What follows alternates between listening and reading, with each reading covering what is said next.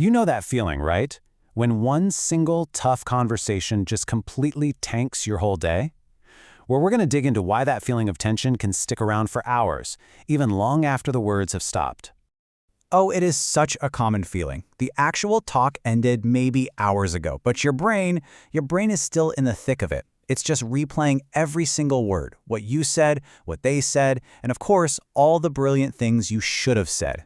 It's this exhausting mental hamster wheel that feels absolutely impossible to hop off of. And that right there gets us to the heart of this whole thing. It's what we can call the conflict aftermath.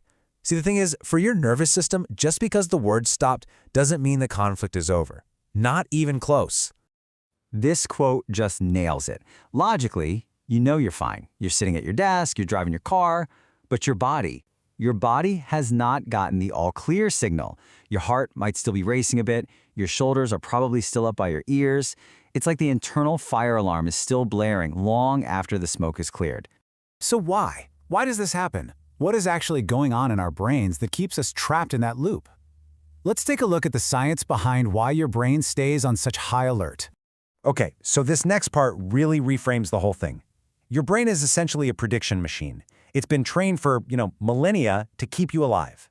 And think about it. For our ancestors, getting kicked out of the tribe, that wasn't just social rejection, that was a death sentence. So our brains take social conflict very seriously. When a conflict doesn't feel fully resolved, your brain flags it as an unfinished prediction problem. It basically doesn't have enough data to say, hey, we're safe now. And until it gets that data, it keeps the loop wide open, staying on high alert. And there's a name for this state. It's called hypervigilance.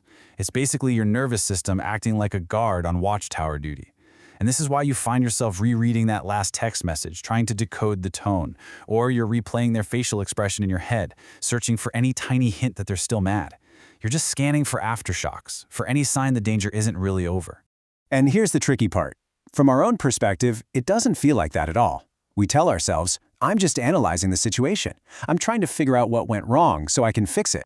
It feels productive.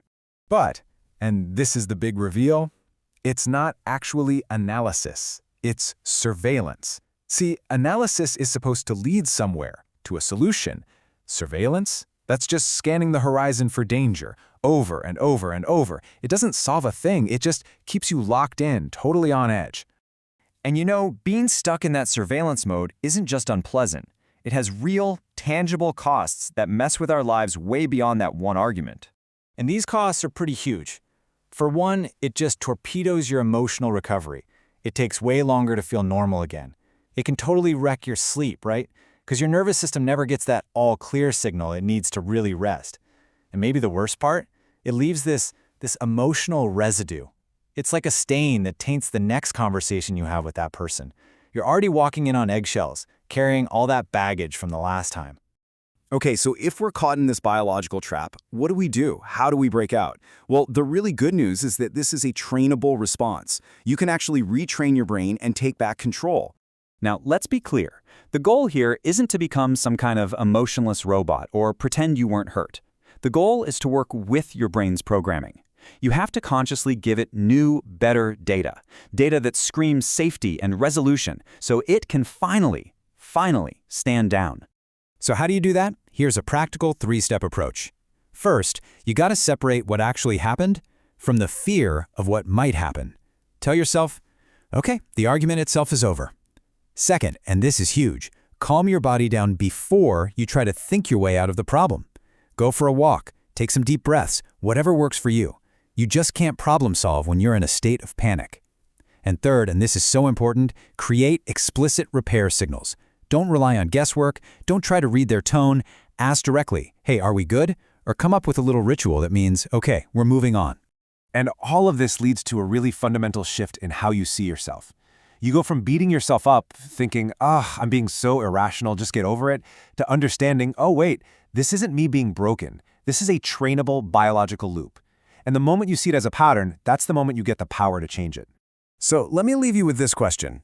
Instead of just crossing your fingers and hoping everything's okay after the next tough conversation, what's one clear, explicit signal of repair you could create with someone important in your life? It could be a simple phrase, like we're good, or an action, like making a cup of tea for each other. Just something that gives both of your brains the crystal clear data they need to finally know for sure that the threat is gone and you're safe again.